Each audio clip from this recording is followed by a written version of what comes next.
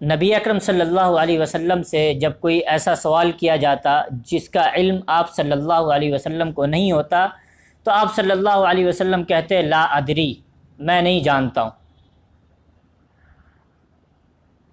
اور یہ کہنا کہ میں نہیں جانتا ہوں عیب نہیں بلکہ ہنر ہے، اور یہ ہنر انہیں آتا ہے جو اس فن کو سیکھتے ہیں، علم حاصل کرتے ہیں۔ تو یہ ایک ہنر ہے، یہ عیب نہیں ہے۔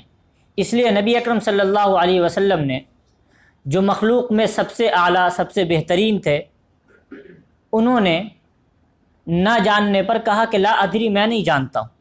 جبریل علیہ السلام جو فرشتوں میں سب سے افضل ہیں، انہوں نے کہا میں نہیں جانتا ہوں۔ تو اس کا مطلب ہے کہ یہ عیب نہیں، یہ ہنر ہے کہ انسان جب نہ جانے تو عاجزی کا اظہار کرے کہ ہاں مجھے نہیں معلوم۔ تو اس کے لیے میں ہیڈنگ یا ہیڈ لائن یا پھر ٹاپک یا پھر باب کہہ لیجئے، باب لگاتا ہوں کہ لا ادری، یا یہ کہنا کہ میں نہیں جانتا ہوں، سلف کے نزدیک اس کی کیا اہمیت تھی، کیا حیثیت تھی۔ امام شافعی رحمہ اللہ کہتے ہیں کہ لا ادری نصف العلم، یہ کہنا کہ میں نہیں جانتا ہوں یہ آدھا علم ہے۔ آدھا علم بیان کیجئے جو آپ بول رہے ہیں، جو آپ جانتے ہیں، اور آدھا یہ ہے کہ آپ یہ کہیے کہ میں نہیں جانتا ہوں۔ اور یہ کہنا کہ میں نہیں جانتا ہوں،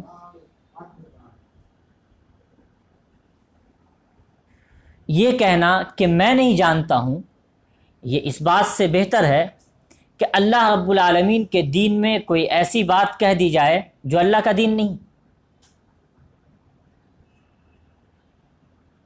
تو اس لیے امام شافعی رحمہ اللہ کا یہ قول کہ لا ادری نصف العلم، یہ بڑی اہمیت کا حامل ہے ان لوگوں کے لیے جو اللہ رب العالمین کا حقیقی خوف اور تقوی رکھتے ہیں، اور یہی نبی اکرم صلی اللہ علیہ وسلم کا شیوہ ہے، یہی جبریل علیہ السلام کا شیوہ ہے۔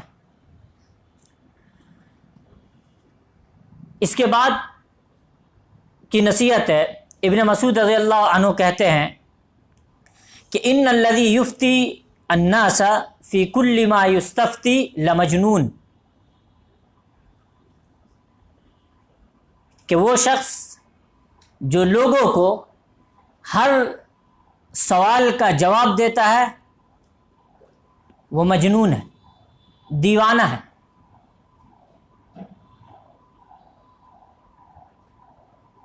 آپ دیکھیں گے کہ علماء عمومی طور سے جب کبھی بھی کوئی ایسا مسئلہ آئے گا جس میں وہ نہیں جانتے ہیں، یا کوئی ایسا مسئلہ آئے گا جس میں صحیح سے ان کو علم نہیں ہے، یا ان کی یادداشت خطا کر رہی ہے، تو وہ کہتے ہیں کہ میں نہیں جانتا ہوں، یا مجھے ابھی ٹھیک سے یاد نہیں ہے، اس کا جواب درست طریقے سے مجھے نہیں آتا، میں دیکھ کر بتاؤں گا۔ کیونکہ یہی علم ہے کہ آپ اپنے بارے میں جانیں کیا ہے۔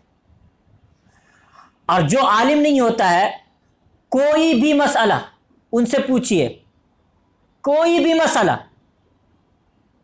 بلا جھجک، بغیر روک ٹوک اور سوچ سمجھ کے جواب دیتے ہیں۔ بعض صحابہ سے سوال پوچھا کسی نے، انہوں نے ٹائم مانگا، اور غالباً وہ ابن عباس رضی اللہ عنہما تھے۔ 1 سال کے بعد اس مسئلے کا جواب دیا، 1 سال کے بعد۔ اور ابن عمر رضی اللہ عنہما سے کسی شخص نے کوئی سوال پوچھا تو انہوں نے سر جھکا لیا، تو اس کو یہ لگا اس شخص کو کہ شاید انہوں نے سوال نہیں سنا، حضرت ابن عمر رضی اللہ عنہما نے سوال نہیں سنا۔ تو دوبارہ انہوں نے کہا۔ حضرت عبداللہ ابن عمر رضی اللہ عنہما فرماتے ہیں کہ میں نے سوال سن لیا ہے، لیکن تمہیں کیا لگتا ہے کہ میں جو جواب دیتا ہوں کیا مجھ سے قیامت کے دن اس جواب کے متعلق سوال نہیں کیا جائے گا؟ تو جو شخص کسی کو جواب دے رہا ہے اس کو یہ یاد رکھنا چاہیے کہ اس کو اللہ کے سامنے جواب دینا ہے۔ ایسا نہیں ہے کہ انسان کے سامنے جواب دے کر آپ فری ہو گئے، آزاد ہو گئے۔ آپ کو یہی جواب اس کے متعلق اللہ رب العالمین قیامت کے دن پوچھیں گے۔ تو یہ جواب، اس کے بارے میں آپ کیا جواب دیجیے گا قیامت کو؟ اس لیے ابن عمر رضی اللہ عنہما کا یہ قول کہ تمہیں کیا لگتا ہے کہ جو میں پوچھا جاتا ہوں کیا اس کے تعلق سے میں قیامت کے دن نہیں پوچھا جاؤں گا؟ جو جواب دیتا ہوں کیا اس جواب کے تعلق سے قیامت کے دن نہیں پوچھا جائے گا؟ تو ہر عالم کو، ہر مفتی کو چاہیے کہ فتویٰ دینے سے پہلے ایک مرتبہ رکے، سوچے اپنے انجام کے بارے میں کہ ہم جو کہہ رہے ہیں اس کا کیا انجام ہے۔ یہ وہی کر سکتا ہے جس کے پاس علم ہے۔ اس لیے آپ دیکھتے ہیں کہ جنہوں نے اساتذہ سے، استاد سے علم حاصل نہیں کیا ہے، جن کا کوئی استاد نہیں ہے، کوئی بھی مسئلہ پوچھیے سب کا جواب ان کے پاس حاضر ہے۔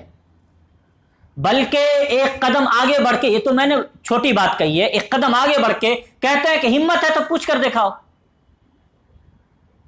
چیلنج، ہمت ہے تو پوچھ کر دکھاؤ۔ اور الا ماشاء اللہ نادراً کوئی ایسا مسئلہ آتا ہوگا جس میں کہتے ہو کہ مجھے نہیں معلوم ہے۔